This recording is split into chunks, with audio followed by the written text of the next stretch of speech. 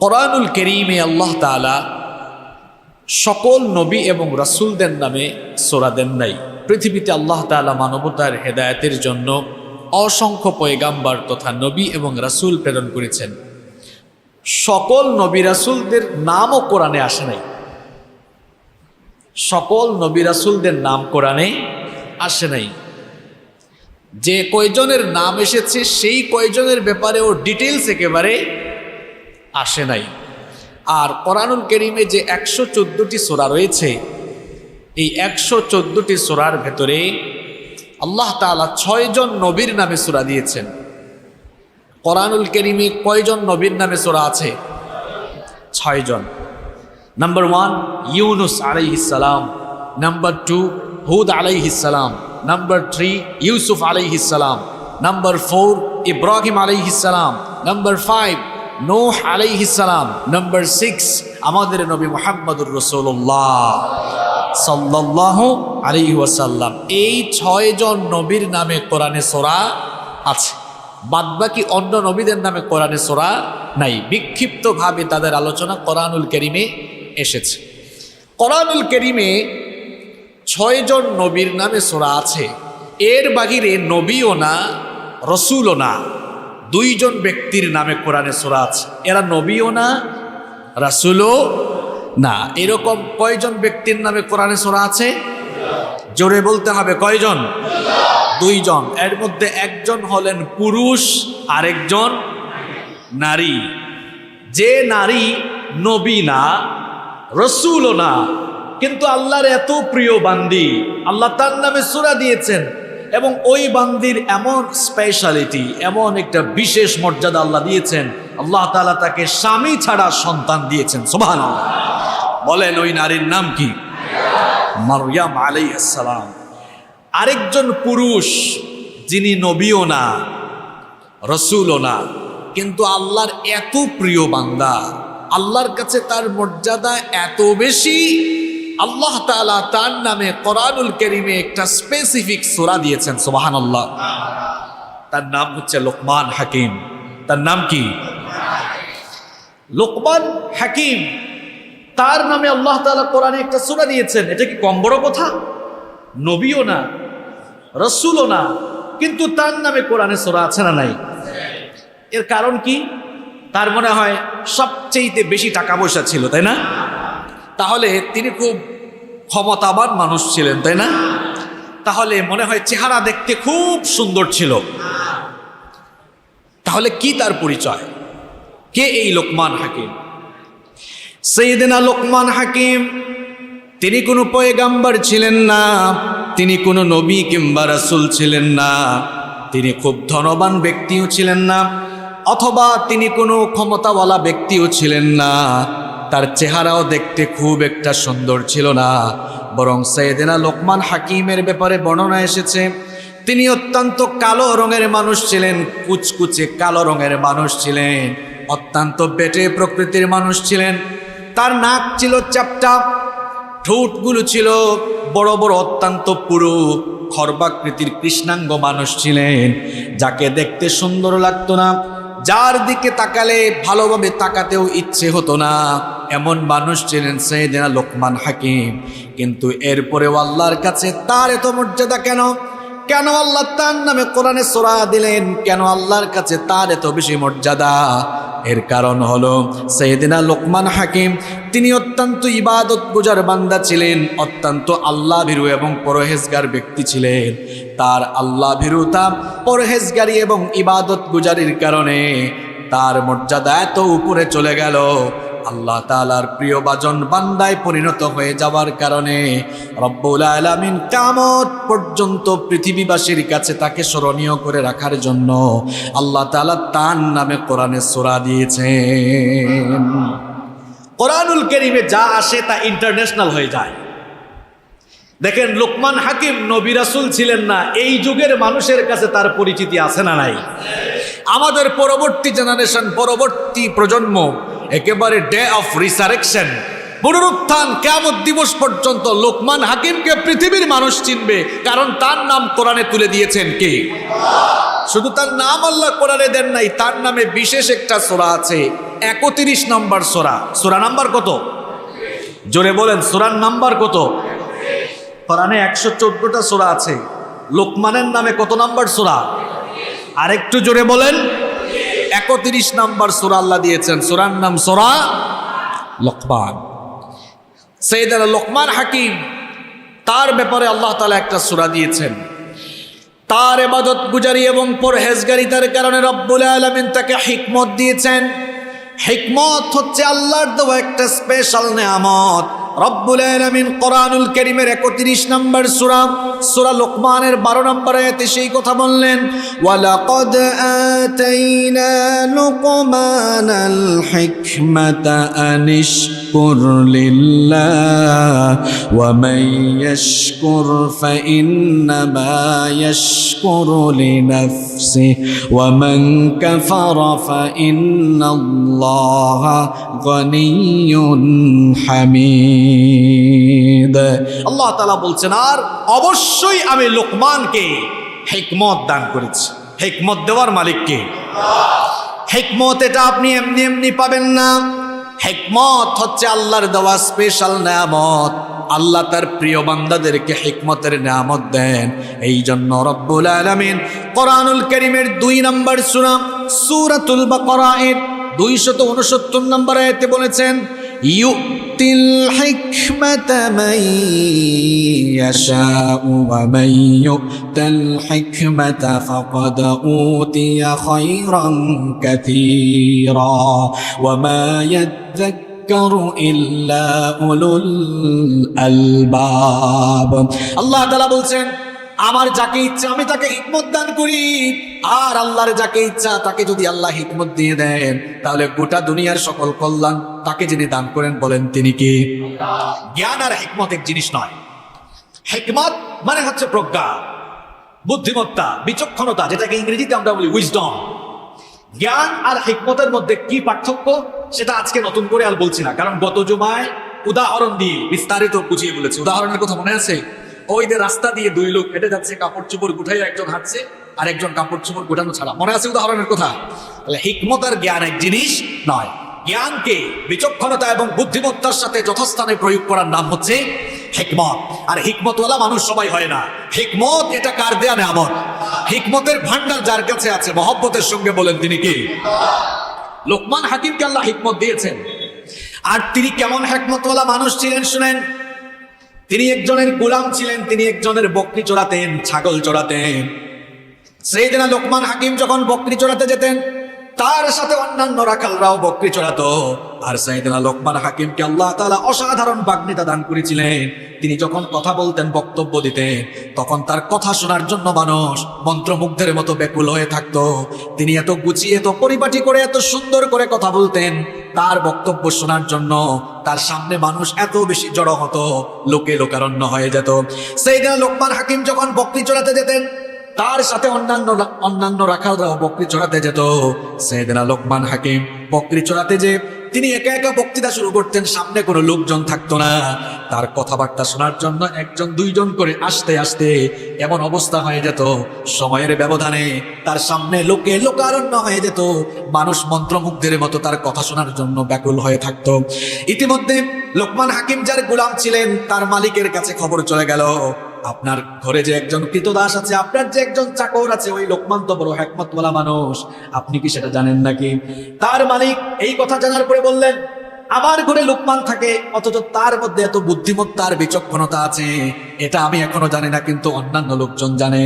তিনি লোকমান হাকিমের হিকমত যাচাই করার জন্য সাইয়েদনা লোকমান হাকিমকে ডাকলেন। ডেকে বললেন, হ্যাঁ লোকমান, তুমি একটা বকরি জবাই করো।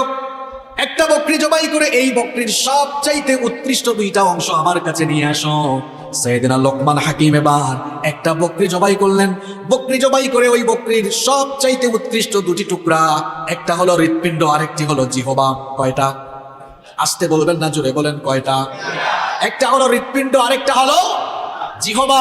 এই 2টা টুকরা, 2টা অংশ এনে তার মালিককে দিয়ে বললেন, এই বকরির মধ্যে সবচাইতে উৎকৃষ্ট অংশ হলো এই 2টা।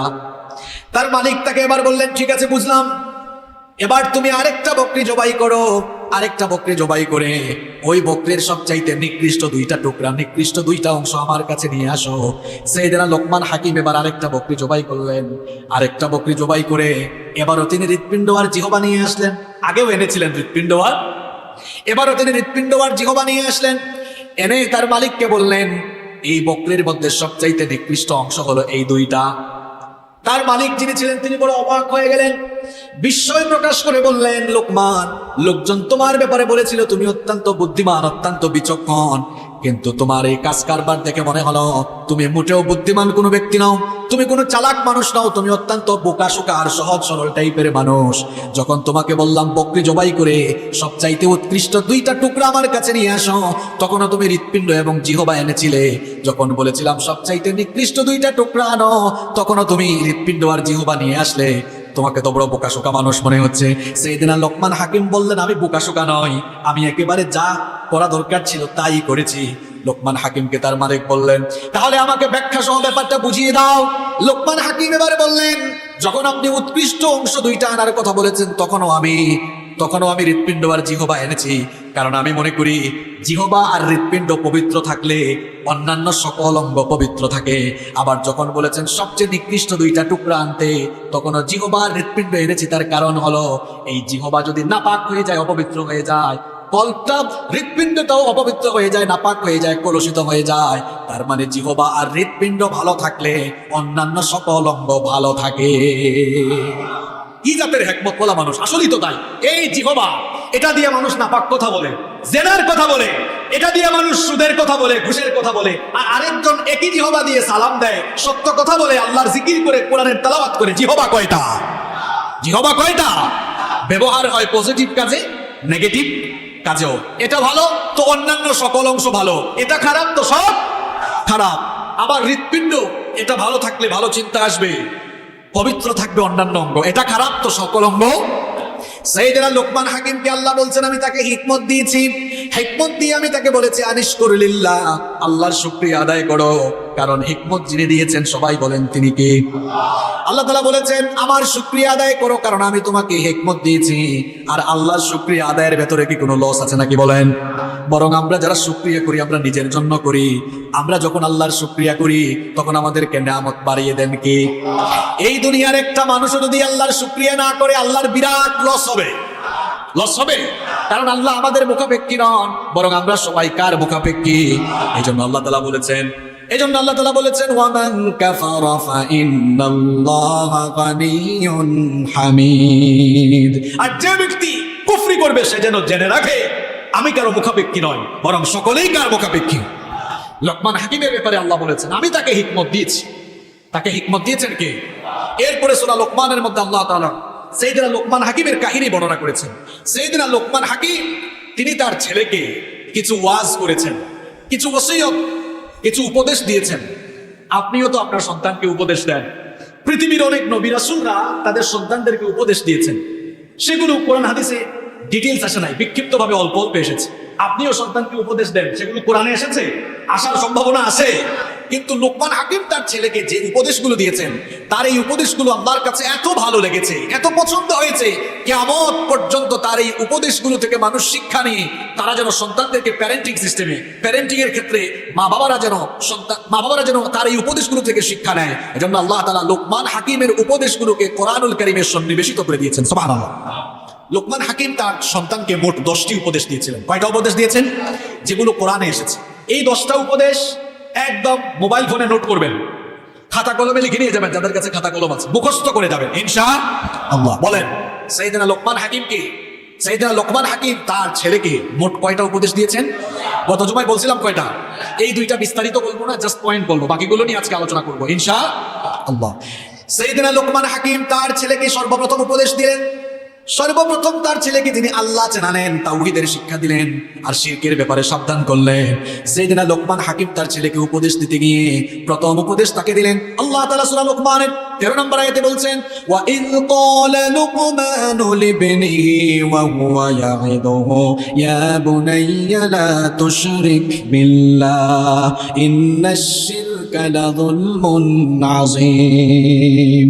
আল্লাহ তাআলা বলছেন আর স্মরণ করো যখন লোকমান তার ছেলেকে উপদেশ দিতে গিয়ে বললেন, ইয়া বুনাইয়া, আমার প্রিয় ছেলে, আমার কলিজার টুকরা সন্তান, সন্তানকে কিভাবে ডাকতে হবে এই শিক্ষা এখানে আছে না নাই? আমরা ছেলে মেয়েকে ডাকি কিভাবে? হাট, হাট, হাট। আছে না নাই? আপনার ডাকার ভেতরেই মহব্বত নাই। আপনি ছেলে মেয়েদেরকে সুন্দর করে ডাকতেও পারেন।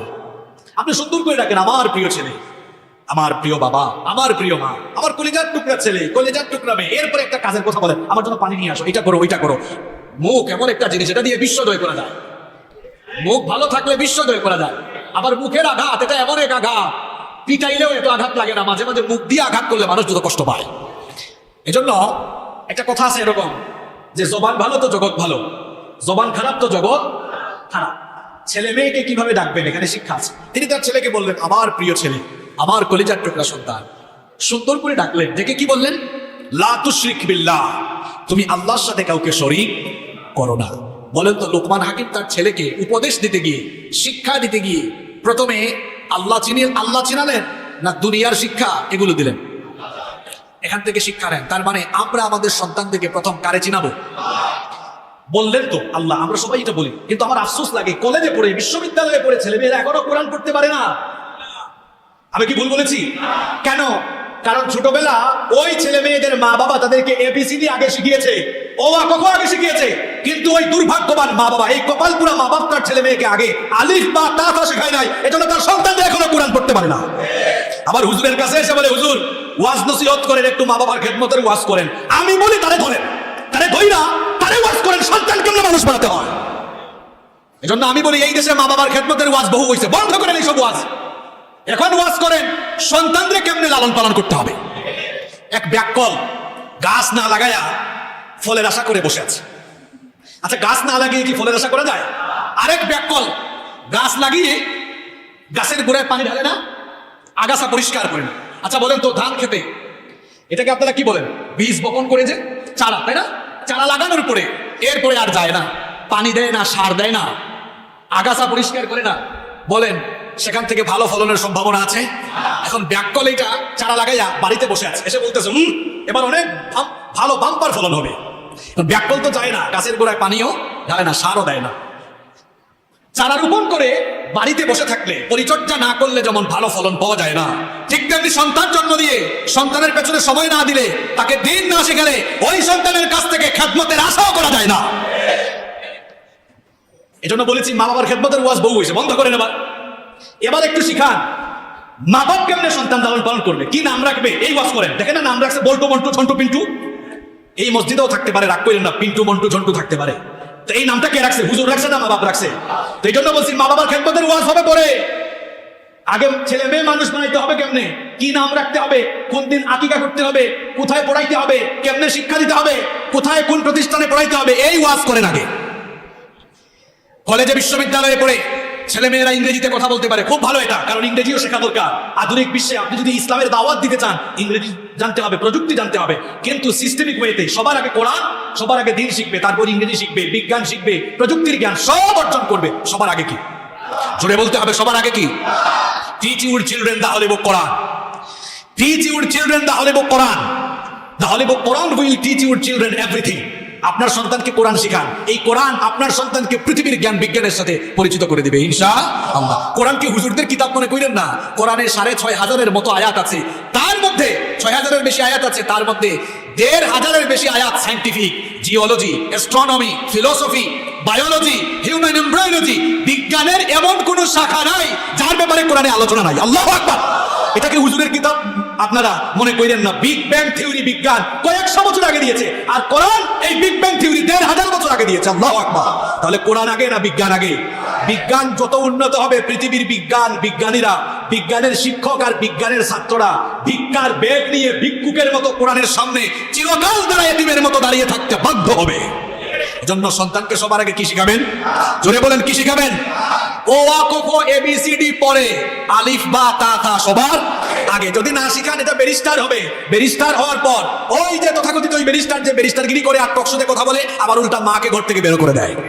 নাউজুবিল্লাহ না, শুধু নাউজুবিল্লাহ না, কথাগুলো কতটা বাস্তবিক সেটা চিন্তা করেন। এমন ব্যারিস্টার আছে, এ ডাক্তার হবে, কিন্তু এ নামাজি ডাক্তার হবে না, এটা কসাই ডাক্তার হবে। এটা মানবতাবাদী ডাক্তার হবে না, এ তার মা বাবার খেদমত করবে না, তার মা বাপকে অল ঢং বৃদ্ধাশ্রমে পাঠিয়ে দিবে। আর যদি ছেলেকে ডাক্তার বানায়, কিন্তু ডাক্তার বানানোর আগে কোরআনটা শিখায় ফেলে, দিন শিখায়, এরপরে ডাক্তার বানায়, এটা নামাজি ডাক্তার হবে, এটা মানবতাবাদী ডাক্তার হবে। এই ডাক্তার মা বাবার খেদমত করবে, এতে কোনো সন্দেহ নাই। সে যদি ব্যারিস্টার হয়, যদি আগে কোরআন শিখায় এরপরে ব্যারিস্টার বানানোর অসুবিধা নাই, সে ভালো ব্যারিস্টার হবে ইনশাআল্লাহ। তার মানে সন্তানকে শিক্ষা দেওয়ার ক্ষেত্রে সবার আগে দ্বীনি শিক্ষায় শিক্ষিত করতে হবে। আমার খুব অবাক লাগে যখন কিছু কিছু মা বাবারা গর্ব করে বলে, আমার ছেলে আমার মেয়ে ব্রিটিশ কারিকুলামে পড়ছে। হ্যাঁ রে বাপরে বাপ। আমাকে একদিন বলে, আমার ছেলে এখন ও লেভেলে পড়ছে, খুব সুন্দর ইংরেজি পারে, জানেন হুজুর আপনার সাথে খুব ইংরেজি বলতে পারবে। আমি বললাম ওকে, দ্যাটস গুড, কিন্তু আপনার ছেলে সে কি কোরআন পড়তে পারে? না না, এটা এখনো পারে না, এটা এখনো পারে না। তো আপনার ছেলে কোরআন জানে না, এখন আপনার লজ্জা হওয়ার কথা। আপনি মারা গেলে ওযু কেমনে করতে হয় এটাও সে জানে না, একটু কোরআন পড়বে ওইটাও সে পারে না, আপনার লজ্জা হওয়ার কথা। আমাদের কাছে অনেক সময় অনেক ছেলে পেলেরা আসে, বলে হুজুর আব্বু মারা গিয়েছে, ওযু কেমনে করবো, জানাজার নামাজ কেমনে পড়বো? এরকম বহু ছেলে পেলেরা আছে। কি ছেলে মেয়ে মারা যাচ্ছেন আপনি এগুলা? আরে ভাই, আপনি মারা যাওয়ার পরে আপনার ছেলে যদি আপনার জানাজা দিতে পারে, এটাই হচ্ছে আপনার জীবনের সবচেয়ে বড় সফলতা। বাইতুল মুকাররমের খতিব, কাবা শরীফের খতিব যদি আপনার জানাজা দেয়, আবেগ কাজ করবে। কিন্তু আপনার ছেলে যখন জানাজা দিবে, প্রতিবার আল্লাহু আকবার বলবে, কলিজা ফেটে যাবে, আর চোখ দিয়ে পানি পড়বে। আর এই চোখের পানির দাম কত বেশি জানেন? আটলান্টিক আর প্রশান্ত মহাসাগরের পানি দিয়ে আপনি জাহান্নামের আগুন নিভাইতে পারবেন। কিন্তু সন্তানের চক্ষু থেকে যখন পানি বের হবে, এই পানির ফোঁটা নাকের ডগায় আসার আগে আল্লাহ তাআলা আপনার কবরের জাহান্নামের আগুন নিভাই দিবেন। কেমন সন্তান বানানো দরকার? সন্তানগুলোকে কোরআন শেখাতে হবে। লোকমান হাকিম থেকেই শিক্ষা নিতে হবে। সর্বপ্রথম তার ছেলেকে আল্লাহ চিনিয়েছেন, তাওহীদের শিক্ষা দিয়েছেন, শিরকের ব্যাপারে সাবধান করেছেন, বলেছেন খবরদার বাবা শিরক করো না। কারণ শিরক করা মানে কার উপরে জুলুম করা। জুলুম মানে কি? জুলুম মানে হলো যেটা যেভাবে করা দরকার সেটা না করা, যেটা যেখানে রাখা দরকার সেখানে না রাখা। আমাদেরকে সৃষ্টি করেছেন কে? তাহলে তিনি খালেক, আমরা মাখলুক। তিনি সৃষ্টি করেছেন, তাহলে ইবাদত পাওয়ার একমাত্র হকদার কে? হকদার কে? আল্লাহ। এজন্য একমাত্র আল্লাহর ইবাদত করতে হবে, ওই আল্লাহর সাথে কাউকে শরীক করা যাবে না। লোকমান হাকিম তার ছেলেকে বলছেন, বাবারে আল্লাহর সাথে শিরক করো না। এমনকি শিরক যেখানে হয় সন্তানকে বলেন সেখানেও যাওয়া যাবে। এই যে দুর্গা পূজা গেল, আমি তো দেশে ছিলাম না, এই যে দুর্গা পূজা গেল, আপনি লোকমান হাকিমের মতো বলেন, বাবারে এটা ভিন্ন ধর্মাবলম্বীদের উৎসব, তারা তাদের পূজা পালন করবে, আমাদের কোনো আপত্তি আছে? আপনাদের কোনো অসুবিধা আছে? আমাদের কোনো অসুবিধা নাই। তারা এই দেশের নাগরিক, এই দেশের নাগরিক হিসাবে তারা নাগরিক সুবিধা পাবে, এবং তাদেরকে তাদের এই উৎসব পালনের জন্য সকল প্রকার নিরাপত্তা নিশ্চিত করা এটা দেশের সরকারেরও দায়িত্ব, আমাদেরও দায়িত্ব। তাদেরকে আমরা কোনো বাধা দিব না, গালিও দিব না, চিৎকারি করব না, তারা তাদের উৎসব পালন করবে, আমাদের কোনো অসুবিধা নাই। কিন্তু দুঃখ লাগে কখন জানেন? যখন দেখি মুসলমান ছেলে মেয়েরা ওখানে গিয়ে নাচে। কই হুজুর না, আমরা তো ওখানে দেখতে গিয়েছি। কি করতে গিয়েছি? দেখতে। তোমার আল্লাহ তার সাথে শিরক হচ্ছে, আর তুমি সেটা দেখতে গিয়েছো। তুমি সেটা দেখতে গিয়েছো, তোমার মাথায় কি শয়তান পেশাব করে দিল নাকি? আমার তো বুঝে আসে না, মাথায় কি শয়তান পেশাব করলো নাকি? তোমার আল্লাহর সাথে শিরক হচ্ছে আর তুমি সেখানে যাচ্ছ।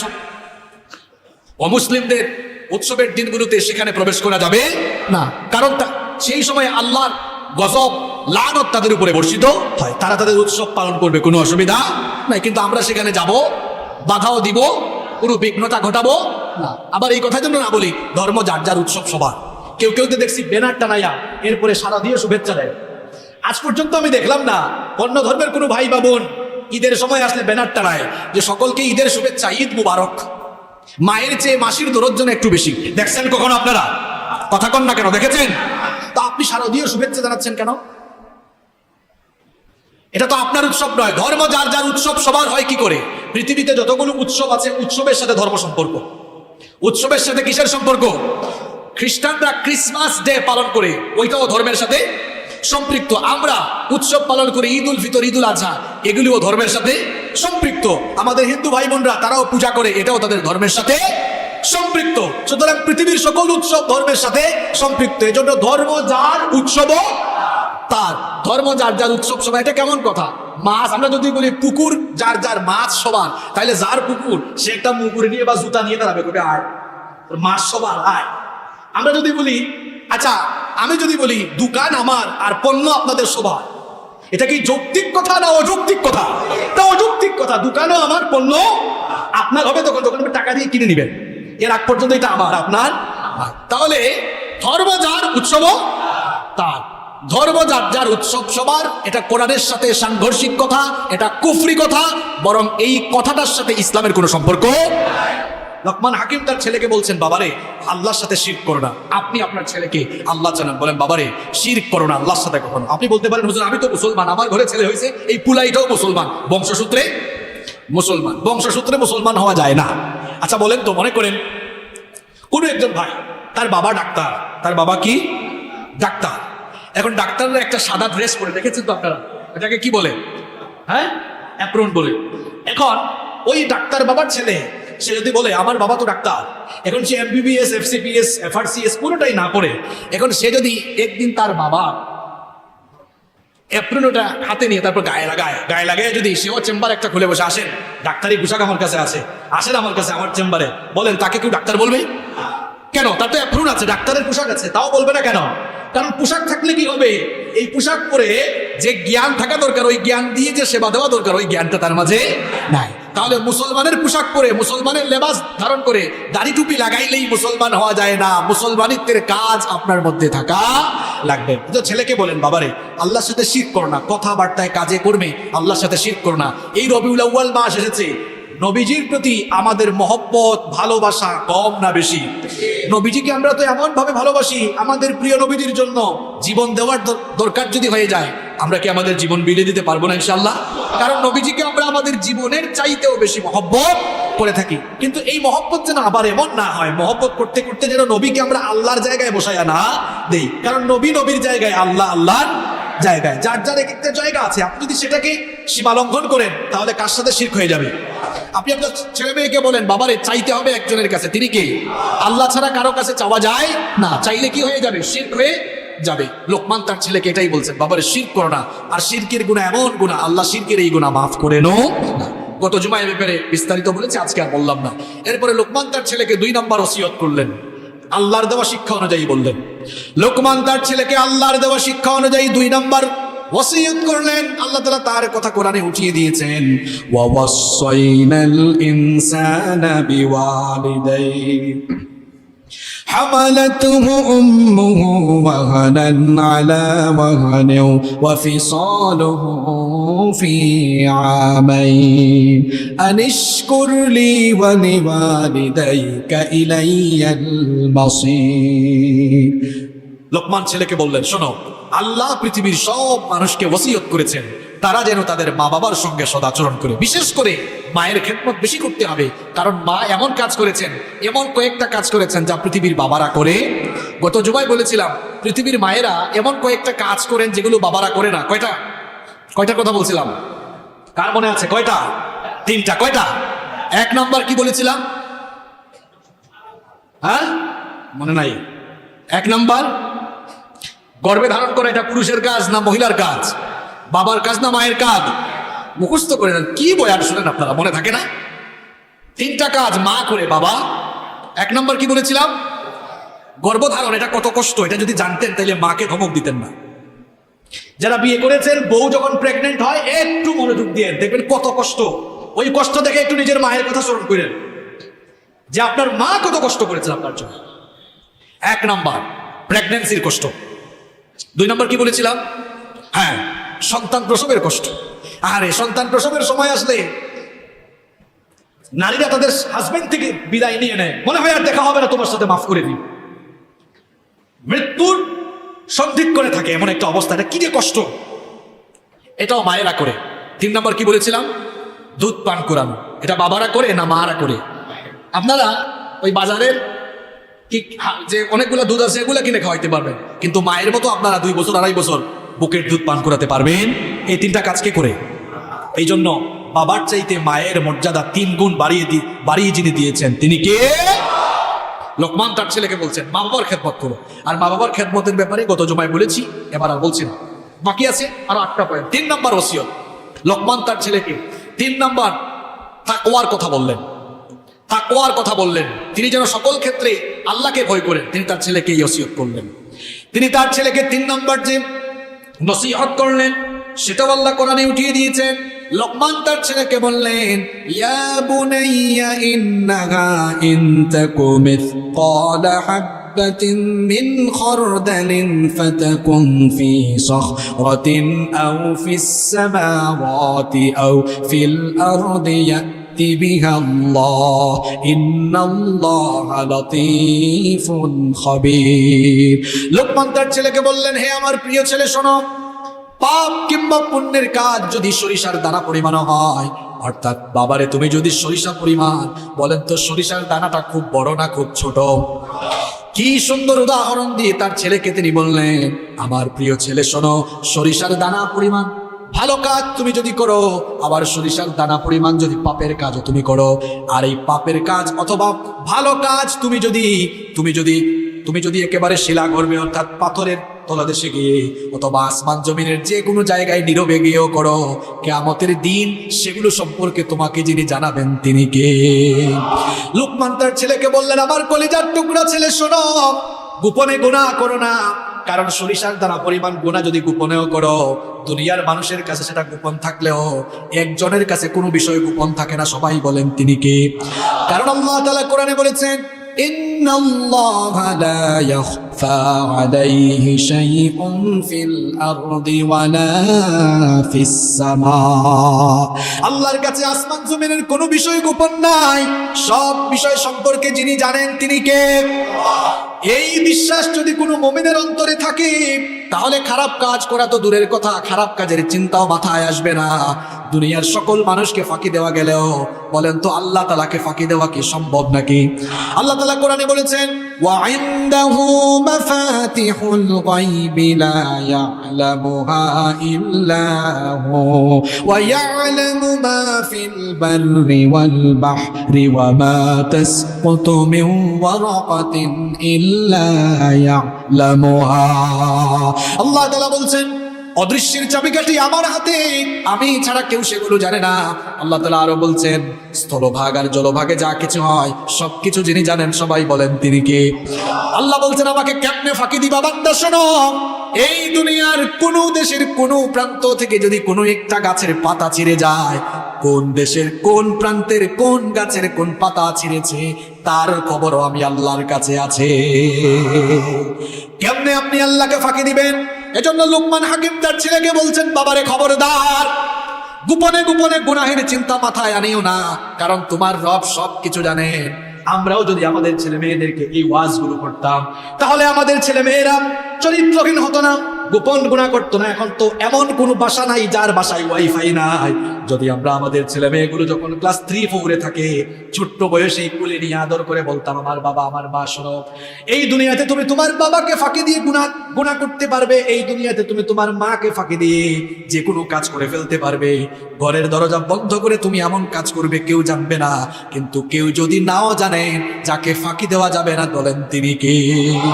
এইরকম প্রশিক্ষণ দিয়ে যদি আমরা আমাদের ছেলে মেয়েগুলোকে ছোটবেলা থেকে যদি গড়ে তুলতে পারতাম, আমাদের ছেলে মেয়েগুলো কখনো অমানুষ হতো না, চরিত্রহীন হতো না।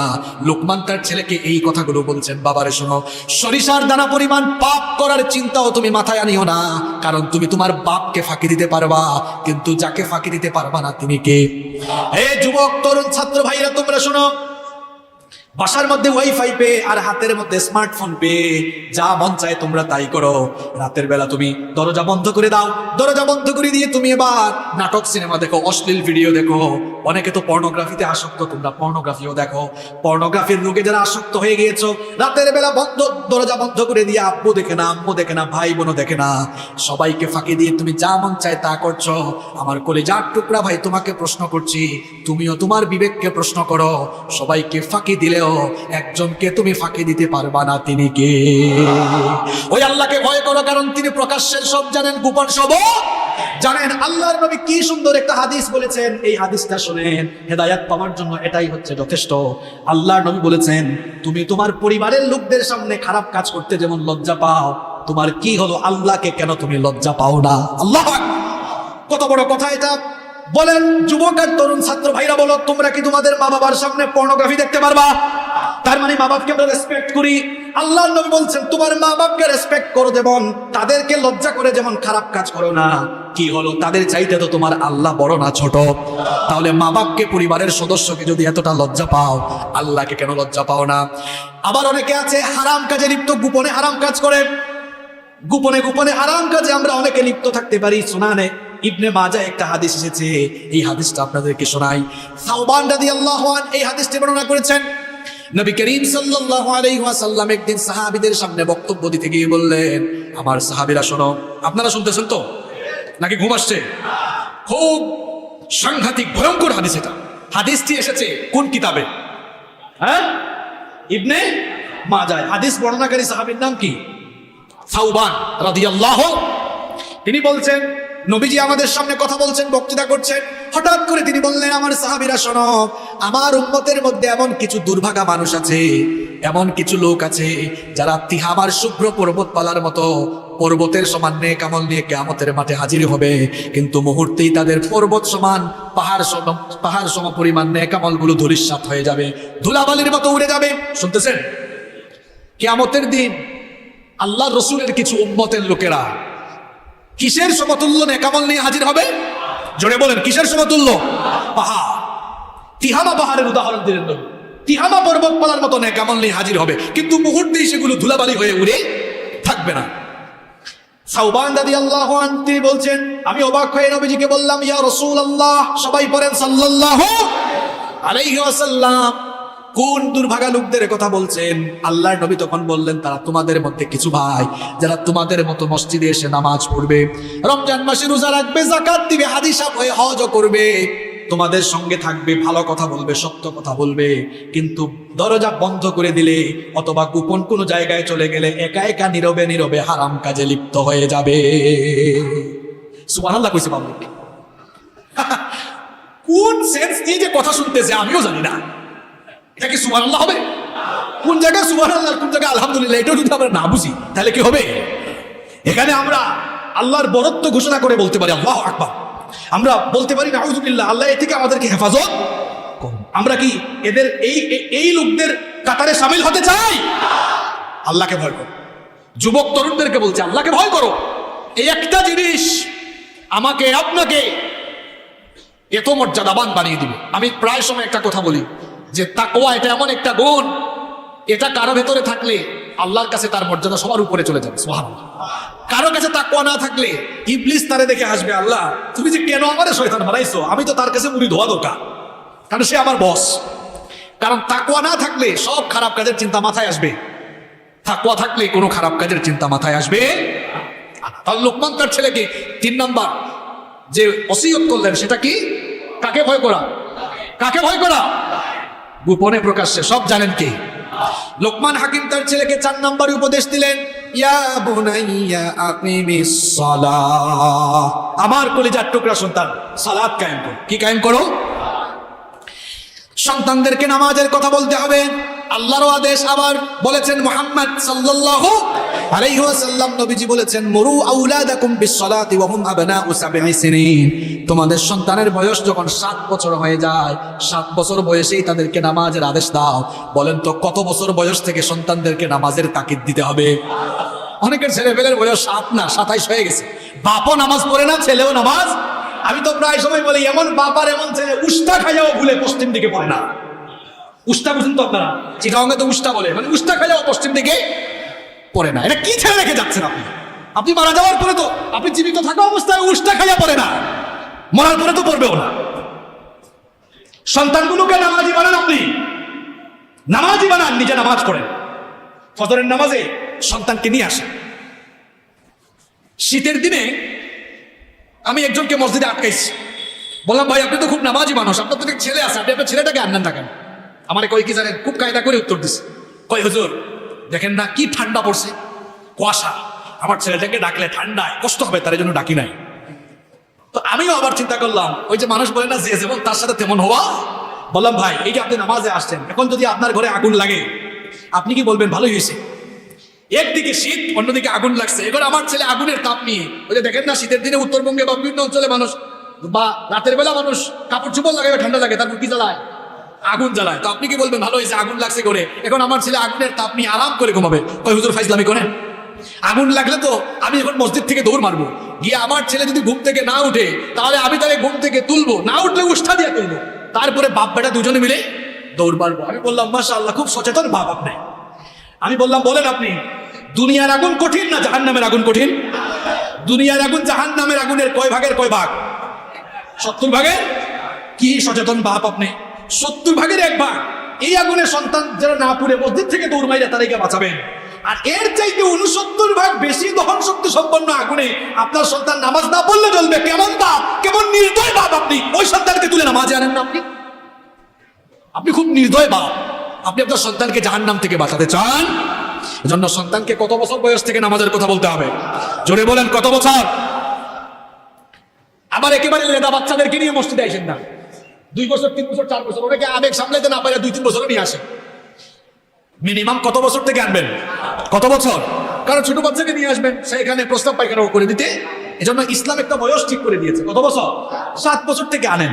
আবার 7 বছরের বাচ্চা মসজিদে আসলে বিরক্ত হয়ে না। এই ধরনের কুলা পাইলে একটু দুষ্টা হয়, একটু দৌড়াদৌড়ি করবে, হাসাহাসি করবে। এই যে আমি হুজুর, আমি ওয়াজ করতেছি, ছোটবেলায় আমিও যে নামাজে কত হাসাহাসি করছি, হিসাব আমি নিজেই মিলাইতে পারবো না। বাচ্চারা মসজিদে আসবে, হাসাহাসি করবে, কোনো অসুবিধা নাই। ওই যে হাসাহাসি করবে, দেখতে দেখতে আপনাদের নামাজ দেখে দেখে সেও নামাজি হয়ে যাবে ইনশাআল্লাহ। আর 10 বছর বয়স হলে নামাজ না পড়লে নবীজি বলেছেন শাসন করো। বলেছেন মুহাম্মদ সাল্লাল্লাহু, লোকমান তার ছেলেকে বলছেন বাবারে নামাজ কায়েম করো। আমরাও আমাদের ছেলেদেরকে নামাজি বানাবো ইনশাআল্লাহ। লোকমান হাকিম 5 নম্বরে তার ছেলেকে বললেন ওয়া'মুর বিল মারুফি ওয়ানহা আনিল মুনকার। লোকমান তার ছেলেকে বললেন বাবারে সৎ কাজের আদেশ দাও আর অসৎ কাজে বারণ করো। শুনেন বাবারা, ভালো করে শুনেন, ছেলেকে কি বলতে হবে শুনুন। আপনারা তো ছেলেদেরকে ফার্মের মুরগি বানাই রাখছেন। নামাজের কথা বললে বলেন হয়তো অনেকে, কিন্তু বলেন না বাবারে মানুষকে একটু সৎ কাজের দাওয়াত দিও। তুমি নিজে নামাজ পড়ো তো, মানুষকে দাওয়াত দিও, মানুষের জন্য নামাজে আসে, অন্যায় দেখলে বাধা দিও। এটা বলেন না, বরং উল্টা বলেন বাবারে দুনিয়া যেদিকে যাক যাক, তুমি চুপচাপ থাকবা, নিজের জান আগে। কি বলেন, আছে না নাই? এজন্য আমিও প্রায় সময় উদাহরণ দিই। বাড়ির সামনে কুকুর একটা মরে গিয়েছে। আপনি যদি বলেন কুকুর মরছে তো আমার কি হয়েছে, আমি এটা ফেলবো না। কেউ না ফেললো, আপনিও না ফেলছেন। কেউ ফালাচ্ছে না, আপনিও সেটা ফেলছেন না। এখন এটা পচে গলে দুর্গন্ধ বের হলে সেটা কি শুধু মানুষের নাকে লাগবে না আপনার নাকেও লাগবে? তাহলে দুর্গন্ধ থেকে বাঁচার জন্য কেউ ফালাইলে ফালাক, না ফালাইলে নাই, আপনি নিজ দায়িত্বে সেটা ফেলে দিবেন। সন্তানকে এইটা বলেন, চোখের সামনে অন্যায় দেখবা, বাধা দিবা, আদেশ দিয়েছেন কে? সৎ কাজের আদেশ দিবা। কারণ আমাদের সৃষ্টি হয়েছে সৎ কাজের আদেশ আর অসৎ কাজে বাধা দেওয়ার জন্য। এই উম্মতের মর্যাদা তামাম দুনিয়ার সকল নবীর উম্মতের চাইতে কম না বেশি? আল্লাহ যে জন্য আল্লাহ তাআলা কোরআনে বলেছেন কুনতুম খায়রা উম্মাতিন উখরিজাত লিন-নাসি তা'মুরুনা বিল মা'রুফি ওয়া তানহাউনা আনিল মুনকার ইলা আখিরিল আয়াহ। কুনতুম খায়রা উম্মাহ, আল্লাহ বলেছেন তোমরাই সর্বশ্রেষ্ঠ জাতি। তাহলে সর্বশ্রেষ্ঠ জাতি তো এমনি হওয়া যায় না, কিছু কোয়ালিটি থাকা লাগবে। কোয়ালিটি হচ্ছে তা'মুরুনা বিল মা'রুফ, তোমরা সৎ কাজের আদেশ দিবে, অনুরোধ নয়। এখন সৎ কাজের অনুরোধ জানাই আমরা, অনুরোধ তো জানাইতেই হবে, কারণ আদেশের জায়গায় আমরা কেউ। আর আল্লাহ বলছেন ইসলাম আদেশের জায়গায় থাকবে, অনুরোধের জায়গায় নয়। এখন আদেশের জায়গায় নিবেন কেমনে? এই দেশের মানুষ তো কুরআনও এখনো পড়তে পারে না। সমাজে আর রাষ্ট্রে কুরআনের আইন বাস্তবায়ন করবেন কেমনে? বাস্তবায়ন করতে হলে আগে মানুষের মাথায় কুরআন ঢুকাতে হবে। এখনো তো মানুষ কুরআন শুদ্ধ করে পড়তেই পারে না। এজন্য আমি বলি, আমি গত 3-4 বছর ধরে বলতেছি ভাই আল্লাহর ওয়াস্তে আবেগ বাদ দেন। আল কুরআনের আলো ওরে কি বলেন আপনারা? ঘরে ঘরে জ্বালো। কেউ কেউ বলে আল কুরআনের আলো সংসদে জ্বালো। আমি বলি ভাই 2 হাত জোর করে বলছি, বহু বছর আবেগের স্লোগান দিয়েছেন, আল্লাহর ওয়াস্তে এই স্লোগান বন্ধ করেন আপনারা। এইসব স্লোগান দিয়ে স্লোগান দিতেই থাকবেন, বাস্তবায়ন হবে? আপনি বলবেন হুজুর এটা কেমন কথা বলেন? হ্যাঁ এটাই আসল কথা। আপনি স্লোগান পাল্টান, আপনি বলেন আল কোরআনের আলো মানুষের হৃদয়ে হৃদয়ে জ্বালো। আরে ভাই যে মানুষ এখনো কোরআন পড়তে পারে না, আপনি সমাজে বুঝে আলো জ্বালাবেন। আগে তার ভিতরে তার 3.5 হাত বড়িতে আলো জ্বালান, তারপরে পরিবারে জ্বলবে, সমাজে জ্বলবে।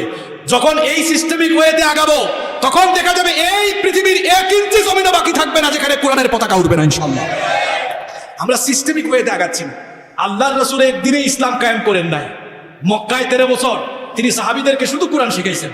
মদিনায় গিয়েও প্রথম তাদেরকে গড়ে তুলছেন, এরপরে তাদেরকে আধ্যাত্মিকভাবে, চারিত্রিকভাবে সব দিক থেকে তাদেরকে ঠিক করার পরে ওই প্রশিক্ষিত সাহাবীদেরকে নিয়ে যখন ময়দানে নেমেছেন মদিনায়, আল্লাহর রাসূল তখন একটি ইসলামী স্টেট, একটি ইসলামী সাম্রাজ্য, ইসলামী রাষ্ট্র প্রতিষ্ঠা করতে পেরেছে। সিস্টেমিক ওয়েতে আগাইতে হবে। 90% মুসলমান জনশুমারি অনুযায়ী নাকি 91, এরকমই হবে, 90 বা 91। হিসাব করে দেখেন আমি যা বলতেছি এটা সত্য কিনা। 90-91 মধ্যে হিসাব করলে 83-84% এখনো শুদ্ধ করে কোরআন পড়তে পারে না। আপনি হিসাব মিলান গিয়ে দেখেন যান। কোরআন বুঝবে বলে এরা পড়তেও পারে না কোরআন, শুদ্ধ করে কোরআন পড়তেও। এজন্য বাংলাদেশের আলেমদেরকে বলবো, সবাই এই কাজে আগে এগিয়ে আসা দরকার, কোরআন মানুষকে শেখানো, কোরআন বুঝানো। আর আমরা কষ্ট করে বলা লাগবে না কোরআনের আইন চাই, পাবলিকই বলবে, এমন খেপা খেপবে যে কোরআনের আইন ছাড়া অন্য কিছু আর চলবে, সিস্টেমিক ওয়েতে আগাতে। এজন্য ঘরে ঘরে কোরআন ঢুকাতে হবে, মানুষের দিলের ভিতরে কোরআন ঢুকাই দিতে হবে ইনশাআল্লাহ। লোকমান তার ছেলেকে বলছেন, সৎ কাজের আদেশ দাও, অসৎ কাজে বাধা দাও। আমরা আমাদের ছেলে মেয়েদেরকে বলবো, সৎ কাজে তোমরা আদেশ দিবা, অসৎ কাজে কি দিবা। 6 নম্বরে লোকমান তার ছেলেকে বলেছেন, এই যে 6 নম্বরে আসার আগে এর আগের 5টা কাজ, আল্লাহর সাথে শিরক না করা, তাওহীদের পথে চলা, 2 নম্বর মা বাবার খেদমত করা, 3 নম্বর বলেছিলাম, 3 নম্বর উপদেশ তিনি দিয়েছেন আল্লাহ ভীতি অবলম্বন করা, 4 নম্বর বলেছি নামাজ কায়েম করা, 5 নম্বর সৎ কাজের আদেশ, অসৎ কাজের নিষেধ করা। এই যে নামাজ যদি সন্তান পড়ে, তাহলে দেখা যাবে, অনেকে বলবে দেখছো কি জাতের মুসল্লি হইছে, অনেকে বলবে ভাই দাঁড়িয়ে রাখছো কেন, তুই তো ভালো চাকরি আর পাবি।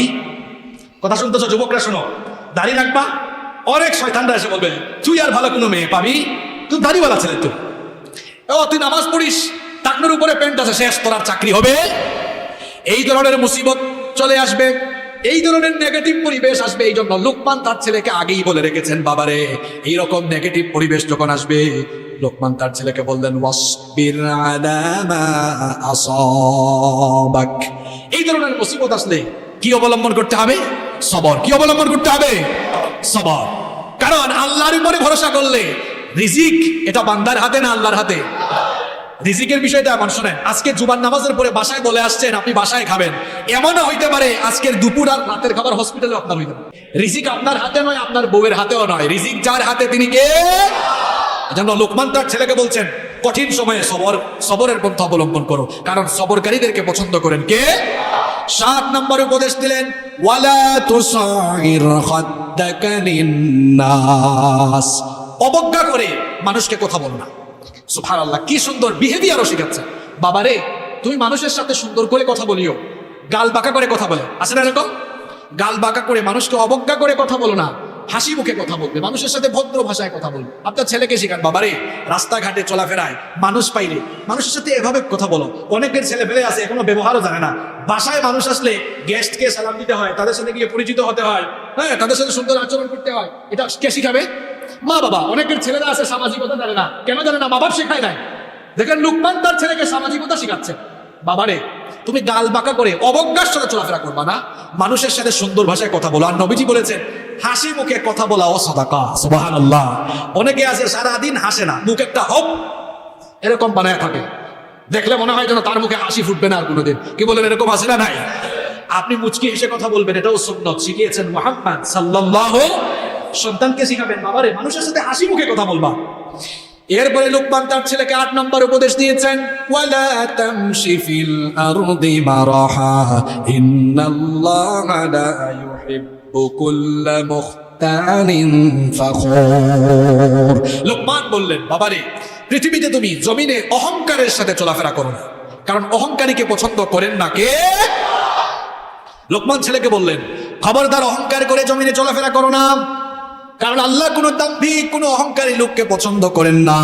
আর অহংকারী লোক কখনো আল্লাহর বেহেশতে ঢুকতে পারবে কেন? আপনি অহংকার করেন, অহংকার করার তো কোনো জিনিস আপনার ভেতরে নাই। 1 ফোঁটা নাপাক পানি থেকে আপনার সৃষ্টি হয়েছে, মাটি থেকে সৃষ্টি হয়েছে আপনার, ওই মাটিতেই চলে যাবেন। আর মাটির উপরে বুঝি আপনি বড়াই করেন। আল্লাহ কোরআনে বলেছেন ওয়ালা তামশি ফিল আরদি মারাহা ইন্নাকা লান তাখরিকাল আরদা ওয়া লান তাবলুগাল জিবালা তুলা।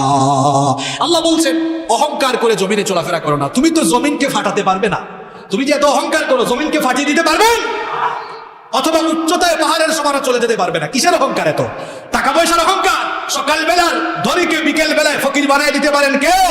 ক্ষমতার অহংকার। সকাল বেলার ক্ষমতাওয়ালা লোককে বিকাল বেলায় জুতার বাড়ি খাওয়াইয়া ক্ষমতা থেকে নামাতে পারেন কে? কিসের অহংকার করেন আপনি? অহংকার করা এটা ইবলিসের চরিত্র, অহংকার করা এটা ফেরাউনের চরিত্র, এটা ভালো মানুষের চরিত্র হতে পারে না। দুনিয়াতে চলতে হবে নম্র হয়ে, ভদ্র হয়ে। লোকমান তার ছেলেকে বলছেন বাবারে অহংকার করো না। সৌন্দর্যের অহংকার করা যাবে না, এই সৌন্দর্যকে মুহূর্তেই শেষ করে দিতে পারেন কে? চেহারা সুন্দর অহংকার করেন না।